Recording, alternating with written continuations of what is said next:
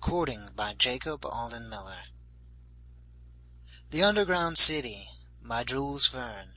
Chapter 5. Some Strange Phenomena. Many superstitious beliefs exist, both in the Highlands and Lowlands of Scotland. Of course, the mining population must furnish its contingent of legends and fables to this mythological repertory. If the fields are peopled with imaginary beings, either good or bad, with much more reason must the dark mines be haunted to their lowest depths. Who shakes the seam during tempestuous nights? Who puts the miners on the track of an as yet unworked vein? Who lights the fire damp and presides over the terrible explosions? Who but some spirit of the mine? This, at least, was the opinion commonly spread among the superstitious Scotch. In the first rank of the believers in the supernatural in the Dochart pit figured Jack Ryan, Harry's friend. He was the great partisan of all these superstitions. All these wild stories were turned by him into songs, which earned him great applause in the winter evenings. But Jack Ryan was not alone in his belief. His comrades affirmed no less strongly that the Aberfoyle pits were haunted, and that certain strange beings were seen there frequently, just as in the Highlands. To hear them talk, it would have been more extraordinary if nothing of the kind appeared. Could there indeed be a better place than a dark and deep coal mine for the freaks of fairies, elves, goblins, and other actors in the fantastical dramas? The scenery was all ready. Why should not the supernatural personages come there to play their parts? So reasoned Jack Ryan and his comrades in the Aberfoyle mines.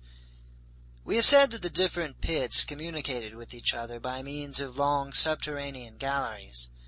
Thus there existed beneath the county of Stirling a vast tract full of burrows, tunnels, bored with caves and perforated with shafts, a subterranean labyrinth which might be compared to an enormous ant-hill. Miners, though belonging to different pits, often met when going to or returning from their work. Consequently, there was a constant opportunity of exchanging talk and circulating the stories which had their origin in the mine, from one pit to another. These accounts were transmitted with marvelous rapidity, passing from mouth to mouth, and gaining in wonder as they went. Two men, however, better educated and with more practical minds than the rest, had always resisted this temptation. They in no degree believed in the intervention of spirits, elves, or goblins. These two were Simon Ford and his son, and they proved it by continuing to inhabit the dismal crypt after the desertion of the Dochart pit.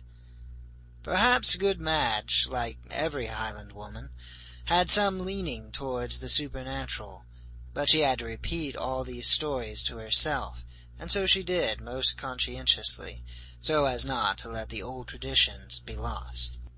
Even had Simon and Harry Ford been as credulous as their companions, they would not have abandoned the mine to the imps and fairies. For 10 years, without missing a single day, obstinate and immovable in their convictions, the father and son took their picks, their sticks, and their lamps. They went about searching, sounding the rock with a sharp blow, listening if it would return a favorable sound. So long as the soundings had not been pushed to the granite of the primary formation, the Fords were agreed that the search, unsuccessful today, might succeed tomorrow, and that it ought to be resumed. They spent their whole life in endeavoring to bring Aberfoyle back to its former prosperity. If the father died before the hour of success, the son was to go on with the task alone. It was during these excursions that Harry was more particularly struck by certain phenomena, which he vainly sought to explain. Several times, while walking along some narrow cross-alley, he seemed to hear sounds similar to those which would be produced by violent blows of a pickaxe against the wall. Harry hastened to seek the cause of this mysterious work. The tunnel was empty. The light from the young miner's lamp, thrown on the wall, revealed no trace of any recent work with pick or crowbar. Harry would then ask himself if it was not the effect of some acoustic illusion, or some strange and fantastic echo. At other times, on suddenly throwing a bright light into a suspicious-looking cleft in the rock, he thought he saw a shadow. He rushed forward. Nothing, and there was no opening to permit a human being to evade his pursuit. Twice in 1 month, Harry, whilst visiting the west end of the pit, distinctly heard distant reports, as if some miner had exploded a charge of dynamite. The second time, after many careful researches, he found that a pillar had just been blown up. By the light of his lamp, Harry carefully examined the place attacked by the explosion. It had not been made in a simple embankment of stones, but in a mass of schist, which had penetrated to this depth in the coal stratum. Had the object of the explosion been to discover a new vein, or had someone wished simply to destroy this portion of the mine?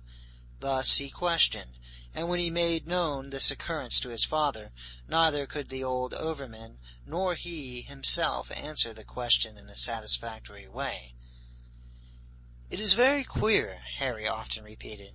"The presence of an unknown being in the mine seems impossible, and yet there can be no doubt about it. Does someone besides ourselves wish to find out if a seam yet exists? Or rather, has he attempted to destroy what remains of the Aberfoyle mines? But for what reason? I will find that out if it should cost me my life." A fortnight before the day on which Harry Ford guided the engineer through the labyrinth of the Docot pit, he had been on the point of attaining the object of his search. He was going over the southwest end of the mine, with a large lantern in his hand. All at once it seemed to him that a light was suddenly extinguished, some 100 feet before him, at the end of a narrow passage cut obliquely through the rock. He darted forward. His search was in vain. As Harry would not admit a supernatural explanation for a physical occurrence, he concluded that certainly some strange being prowled about in the pit. But whatever he could do, searching with the greatest care, scrutinizing every crevice in the gallery, he found nothing for his trouble. If Jack Ryan and the other superstitious fellows in the mine had seen these lights, they would, without fail, have called them supernatural. But Harry did not dream of doing so, nor did his father. And when they talked over these phenomena, evidently due to a physical cause, "My lad," the old man would say, "we must wait. It will all be explained some day." However, it must be observed that hitherto neither Harry nor his father had ever been exposed to any act of violence. If the stone which had fallen at the feet of James Starr had been thrown by the hand of some ill-disposed person, it was the first criminal act of that description. James Starr was of opinion that the stone had become detached from the roof of the gallery, but Harry would not admit of such a simple explanation. According to him, the stone had not fallen, it had been thrown, for otherwise, without rebounding, it could never have described a trajectory as it did. Harry saw in it a direct attempt against himself and his father, or even against the engineer. End of chapter 5.